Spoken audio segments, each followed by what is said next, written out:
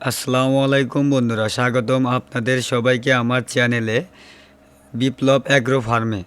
আজকে আমি আপনাদের দেখাবো এবং বলবো কোয়েল পাখি আর খরগোশের খামার তৈরি করতে আসলে কতটা পরিশ্রম লাগে, কি কি কাজ করতে হয়, আর কিভাবে একদম ছোট থেকে শুরু করে বড় আকারের ফার্ম প্রতিষ্ঠিত করা যায়। অনেকেই ভাবে খামার মানেই শুধু খাবার দিলেই হয়ে যায়, কিন্তু বাস্তবে খামার মানে পরিশ্রম, ধৈর্য, নিয়ম মেনে চলা। প্রথম কথা হলো, আপনি যদি সত্যিই খামার করতে চান তাহলে আপনাকে আগে ঠিক করতে হবে আপনার লক্ষ্য কী। শুধু নিজের জন্য পালন করবেন, নাকি ডিম ও বাচ্চা বিক্রি করবেন, নাকি বড় আকারের প্রফিটের জন্য করবেন। কারণ লক্ষ্য ঠিক না করলে খামার মাঝপথেই থেমে যায়। খামার করার সবচেয়ে বড় পরিশ্রম হলো প্রতিদিন পরিষ্কার করা।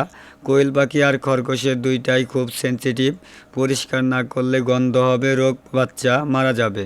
প্রতিদিন কাজ করতে হবে, খাঁচা পরিষ্কার, মল পরিষ্কার, পানি পরিবর্তন, খাবার দেওয়া, অসুস্থ খরগোশকে আলাদা রাখা। আর এগুলো প্রতিদিনই করতে হবে, ছুটি নেই।